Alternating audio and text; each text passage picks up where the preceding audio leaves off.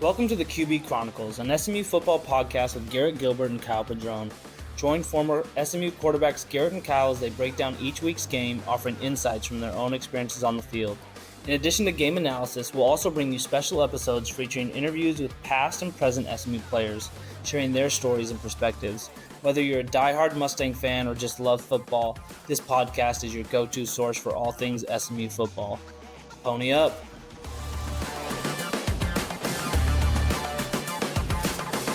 Welcome back to the QB Chronicles. I'm Kyle Padron. I do not have a special introduction for my colleague and partner here this week on the Pat and Go special as we prepare for Florida State, but joined by the one and only Garrett Gilbert.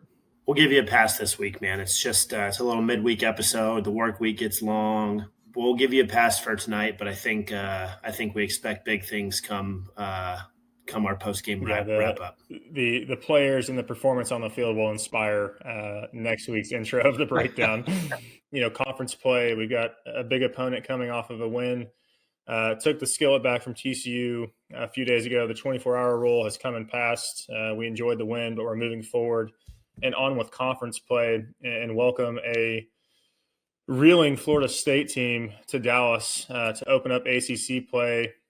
Florida State got their first win last week.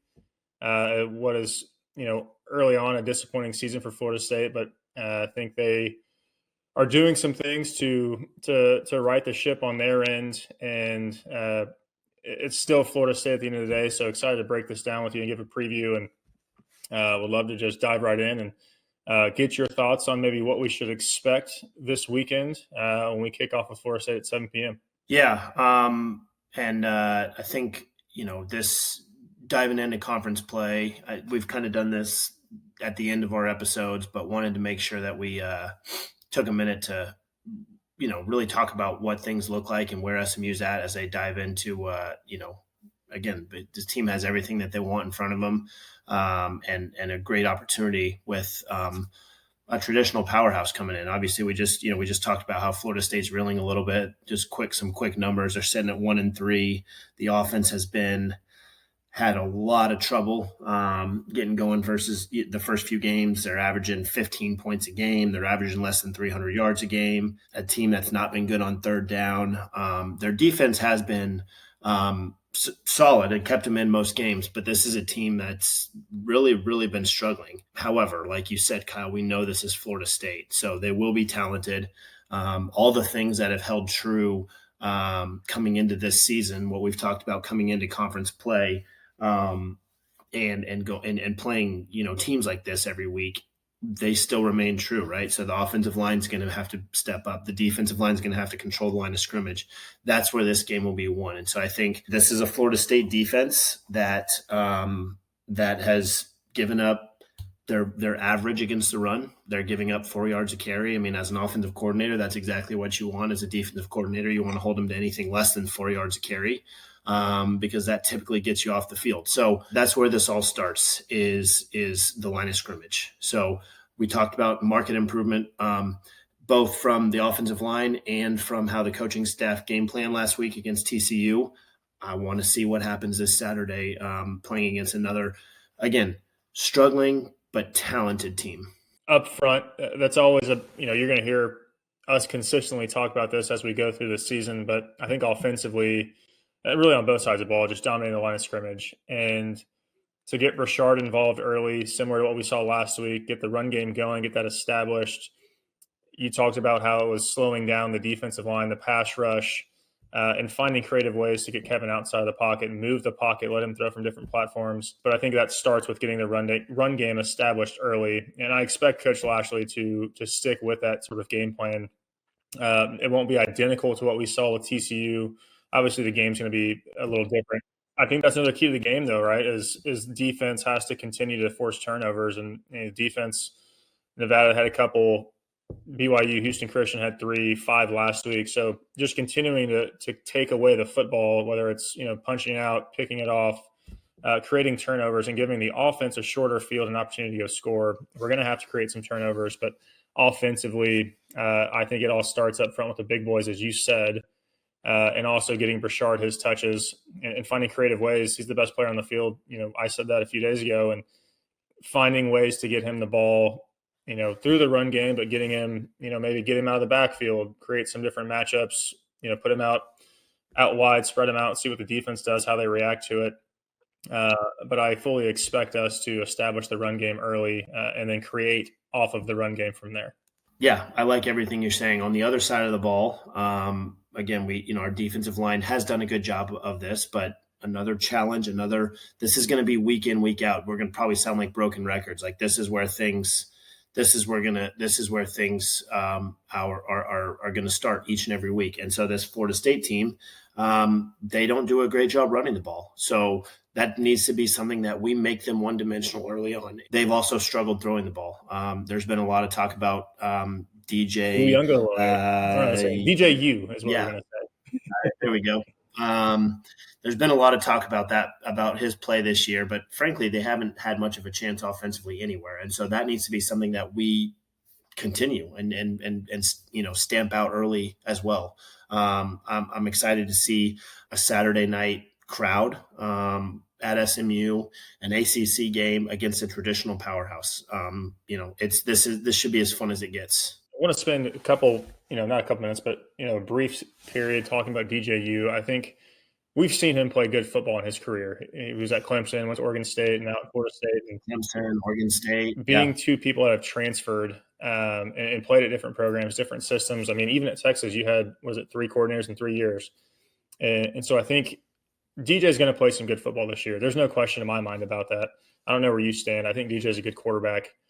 I think a lot of the struggles early on are, he's learning new players. Obviously, Florida State lost a lot of players last year, a lot of talent.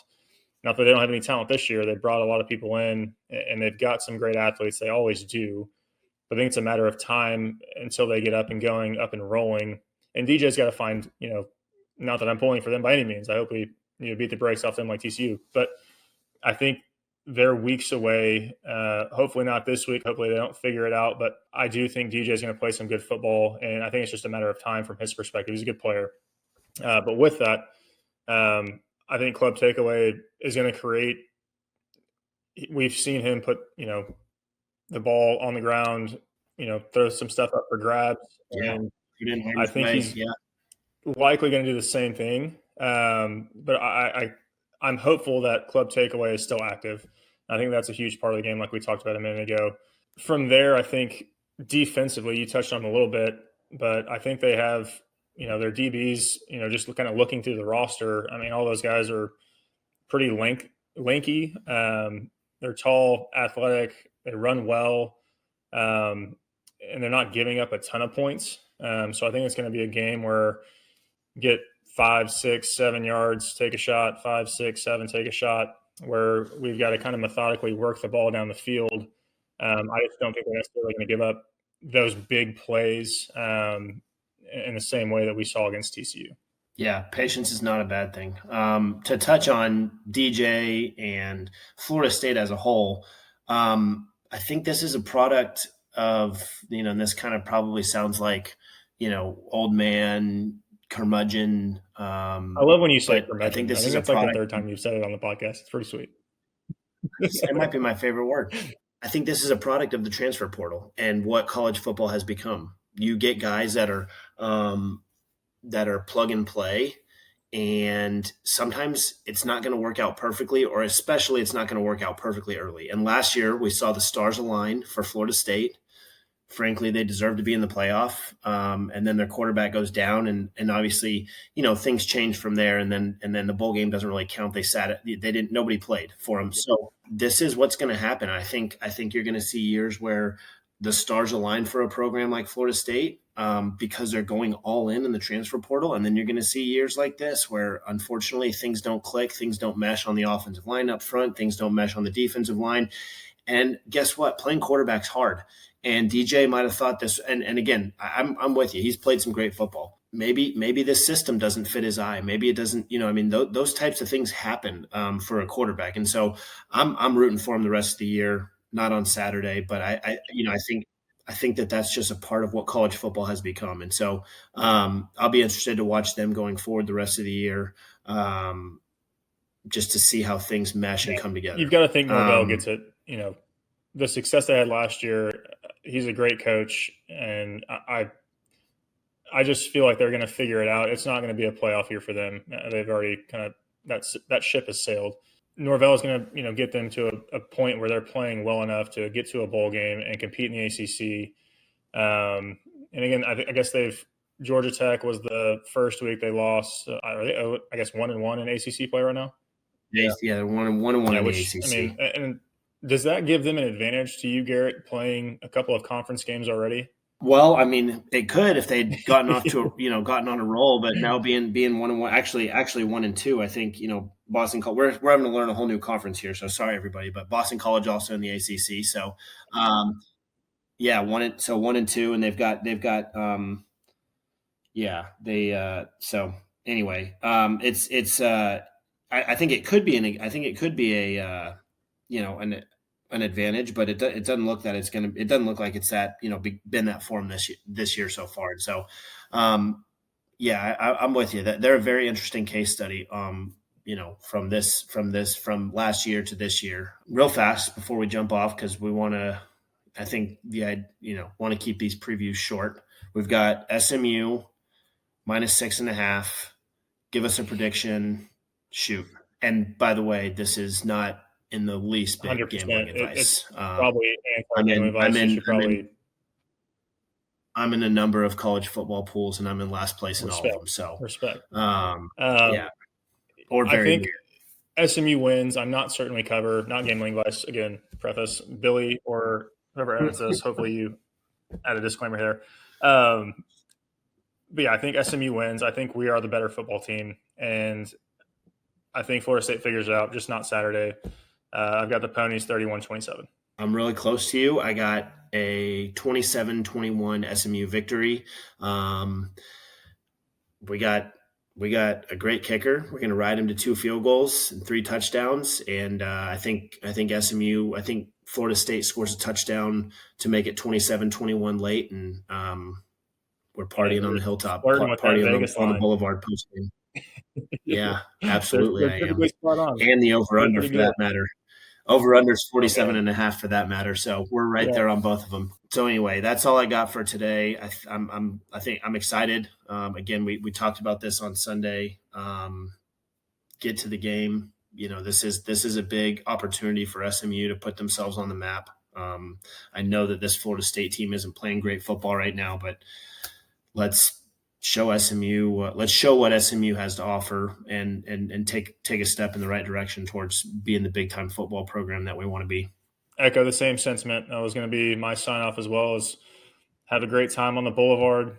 When the time comes, when those fireworks go off 30 minutes before kick, everybody make your way into the stadium. Go welcome the guys onto the field. National anthem.